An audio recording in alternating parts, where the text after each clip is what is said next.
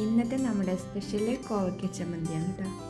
ഇപ്പോൾ എല്ലായിടത്തും കോവയ്ക്ക നിറച്ചുണ്ടാവില്ലേ. അപ്പോൾ കുറച്ച് കോവയ്ക്കൊക്കെ ഉള്ളെങ്കിൽ അത് പൊടിച്ച് നമുക്ക് ചമ്മന്തി ഉണ്ടാക്കാം.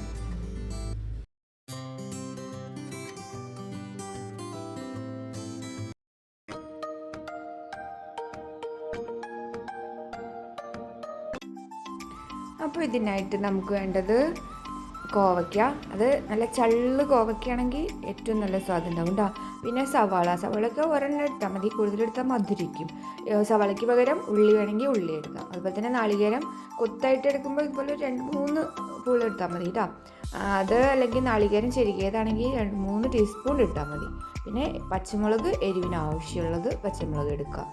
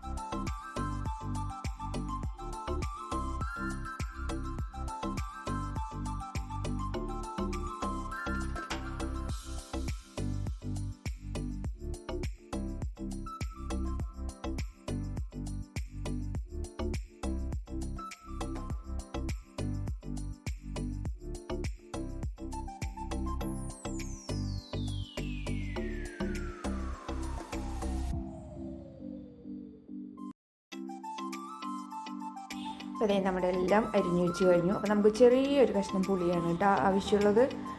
പിന്നെ നമുക്ക് സവാളയ്ക്ക് പകരം ഉള്ളി എടുക്കാം. അതുപോലെ തന്നെ പച്ചമുളകിന് പകരം നമുക്ക് വറ്റൽമുളക് എടുക്കാം. അപ്പോൾ വറ്റൽമുളക് ആദ്യം ഒന്ന് വറുത്ത് മുൻപേ തന്നെ മാറ്റി വെച്ചാൽ മതി. പിന്നെ നാളികേരം എടുക്കുകയാണെങ്കിൽ 2-3 ടീസ്പൂൺ എടുത്താൽ മതി. കൂടുതൽ നാളികേരമായ സ്വാദം ഉണ്ടാവില്ല. സവാള അതേ കൂടുതൽ എടുത്തിട്ടുണ്ടെങ്കിൽ മധുരം കൂടും.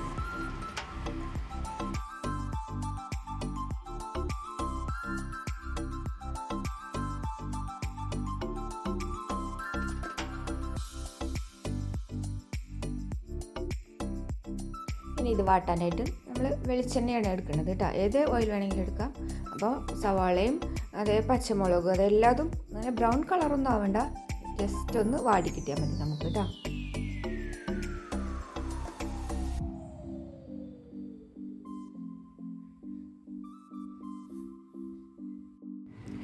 മീഡിയം ഫ്ലെയിമിലിട്ടിട്ട് വഴറ്റിയെടുത്താൽ മതി.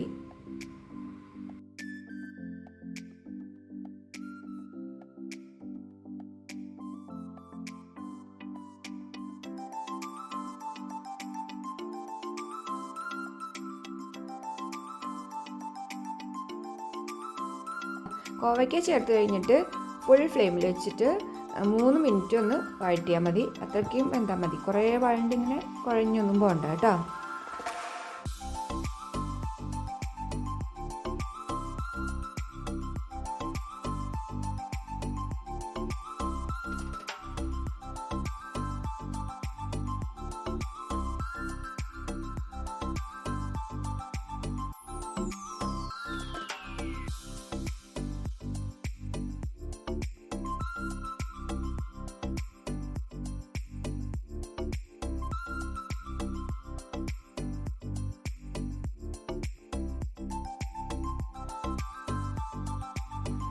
നമ്മുടെ കോവക്കയും സവാളയും എല്ലാം നന്നായി വഴണ്ട് കിട്ടിയിട്ടുണ്ട്. ഇനി അതൊരു പാത്രത്തിലേക്ക് മാറ്റി തണുത്ത് കഴിയുമ്പോൾ വെള്ളമൊന്നും ഒഴിക്കാണ്ട് നമുക്ക് അരച്ചെടുക്കാം.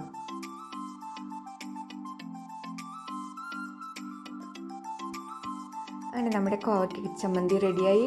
ഇത് ചോറിൻ്റെ കൂടെ ദോശ, ചപ്പാത്തി, പിന്നെ ഗോതമ്പ് ദോശ, അങ്ങനെ എല്ലാത്തിനും ഇത് നല്ല സ്വാദുണ്ടാവും.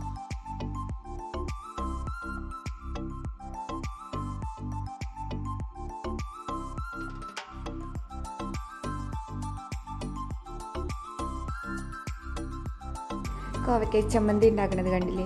അപ്പോൾ ഇതുപോലെ ഉണ്ടാക്കി നോക്കാത്തവർ ഉണ്ടാക്കി നോക്കുക.